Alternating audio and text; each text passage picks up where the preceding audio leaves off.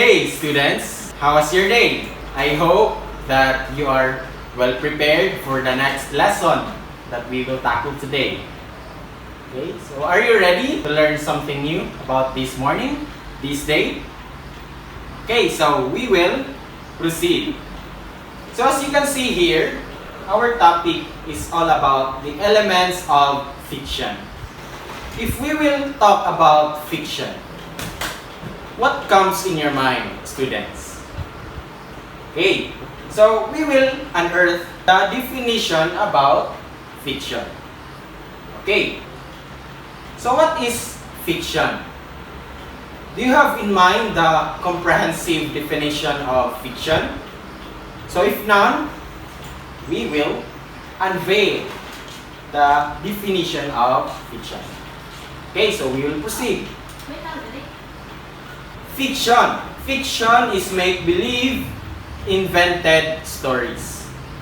They may be short stories, fables, vignettes, plays, or novels. The characters and the experiences that the character faces in the story are not real. So in short, fiction is not real. It is any literature that is not real or it is invented. So take note, class, for the keyword of the fiction. Fiction is not real. Okay? Okay, so we will move on. So now, you know about fiction. It is not real or it is invented stories. Okay, so we will proceed to our next slide. As you have the knowledge about fiction, now I will ask you again, what do you think are the elements of fiction? Okay, so we will unveil the elements of fiction. There are 6 elements of fiction. First, as you can see here, characters. Second is setting. And the third is plot. And the fourth is conflict. Fifth is point of view. Lastly, sixth is theme. Okay, so we will now proceed to our first element of fiction. So what do you think is character? Okay, so we will now move to our first element of fiction. Okay, so are you familiar with this? Okay, so you have now a knowledge or a glimpse of what character is. Character simply means it is the people, animals, or aliens in the story.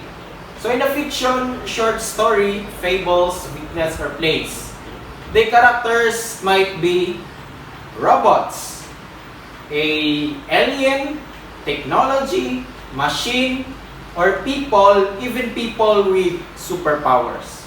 Okay, just like here.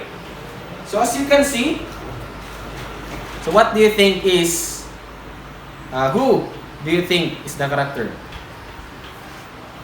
Okay, so Batman. Yes, you are correct, students. Okay, Batman is one of the fiction character of an invented story. Okay, so as you can see, there are fish, cats, or people. Okay, so do you now have the idea about character, class? Okay, now good. And there are 2 types of characters in the fiction, or it could be seen in a non-fiction short stories, fables, and vignettes. So, the types of character, protagonist. What do you mean about protagonist? So as you can see here, protagonist is the clear center of story.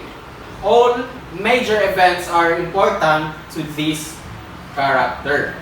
Okay, so protagonist, keep in mind that this character is the very most important of any fables or any literature. So the second type of character is the antagonist. Take in mind that the antagonist is contradictory of protagonist. It means that antagonist is the enemy. Okay, take in mind about the keyword of antagonist. The keyword of antagonist is the enemy. Okay, antagonist is the enemy of protagonist. Okay, so we will proceed if it is clear to you, students. Okay, the next elements of fiction is setting. Setting is where and when the story takes place. Okay, so as you can see here, I have another items. So as you can see, there are values or a fictional usual setting. Okay. So as you can see here in the image, it is peaceful and joyful. Okay. So setting, it is where and when the story takes place. Okay. So just like, for instance, in the short story of Clever Fish, if you are familiar with that, the setting is in the pond or in the river. So the antagonist or the protagonist is fishing in the river. Okay, so as you can see. Okay, so we will proceed. So now you have a knowledge about setting. Setting is, again, it is where and when the story takes place. Okay, so we will proceed. The third is plot. So plot is the order of events in the story. So first order of events in the story of plot is background. So it includes the introduction of characters and settings. Okay, so second is the rising action. A rising action includes events leading up to the main problem or conflict. Okay, you read it right. The third is climax. Climax is the problem, or it includes the problem reaches a high point. Okay, so the fourth is the falling action. Falling action is character work to solve the problem or conflict. And the last is resolution. It includes how things end up in the story. Okay, so that the following are the order of events in the story.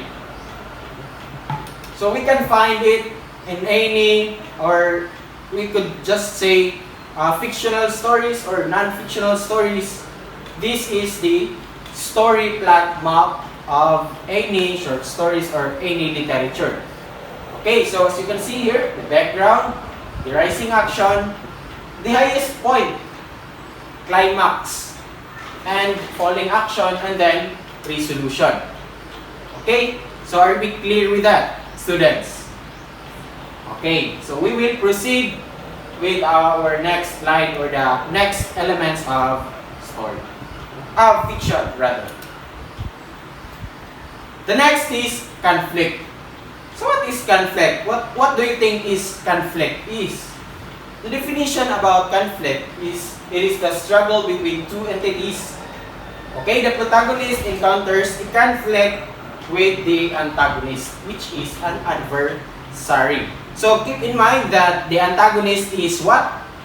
The enemy. You read it right. And the protagonist is the center or the main character of the story. So in conflict, the protagonist and the antagonist had or have an adversary. Okay, or problem. We could just say problem. Okay, there are kinds of conflict. Namely, they are, first is the character versus God. Okay, so second is character versus self. Third is character versus character. And the fourth is character versus society. Fifth is character versus nature. The lastly is character versus machine. So as you can observe, there are lots of types of conflict. Okay, so much for that. We will proceed to our next slide. Point of view. So what do you think is point of view, class? Okay, so point of view, it refers to who is telling or narrating a story. Okay, so there are types of point of view. First is the first person point of view. First person is when I am telling the story. The character is in the story, relating his or her experiences directly. Okay, so first person point of view, the narrator is the character of the story. Okay, so are we clear with that? Okay, the next one is second person point of view.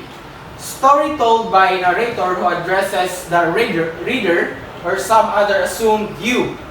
Speaker uses pronouns you, your, and yours.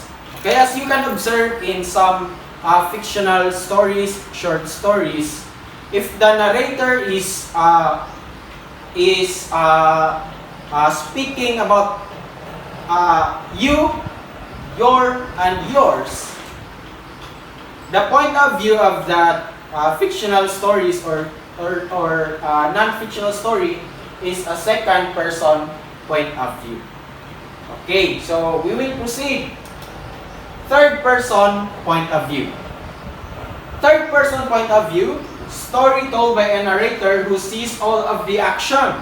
Speaker uses pronouns he, she, it, they, his, hers, its, and theirs. Okay, so in a simple word, third person point of view, the narrator knows everything. Okay, sees all the action. Okay, so we will proceed. I hope the types of point of view is clear, students. Okay, theme. This is the last elements of fiction. Theme is the total meaning of the story. Common themes include circle of life, prejudice, greed, good versus evil, dating, survival, love, heroism, coming of age, deception, and the ads. Okay, so theme is the meaning of the story. It tells about what the story is all about. Okay, so if the fictional story is talking about love, then the theme of the story is about love, of course. Okay, and so on and so forth. Okay, so why do you think it is important to know the elements of fiction? It is important to know the elements of fiction because knowing the different elements of fiction helps us to become a good writer of fiction and non-fictional literature. So, in other words, when you know about the elements of fiction and when you appreciate the elements of fiction, you might have the possibility to be a good writer. Okay, so it also gives us the opportunity to understand clearly the flow of the story of any fictional stories. So the perks of knowing the elements of fiction is you will understand the flow or the order of the story or any literature. Okay? Lastly, through this, we can better appreciate any kind of literature. Okay, so if you know all the elements of fiction, you will start to love, you will start to have passion about any kind of literature. Okay. Okay, so I hope that you have learned something about this discussion, and I hope that your learnings class will be useful in your journey someday. Okay, so thank you and God bless.